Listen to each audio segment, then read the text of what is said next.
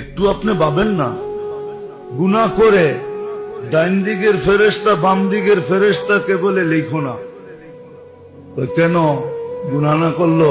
এত বড় গুনাহ দুইজনে মিলা চোখে দেখলাম, তারপরও কেউ লিখো না। আল্লাহ ইয়াতুব, হইতে পারে তওবা করে ফেলবে।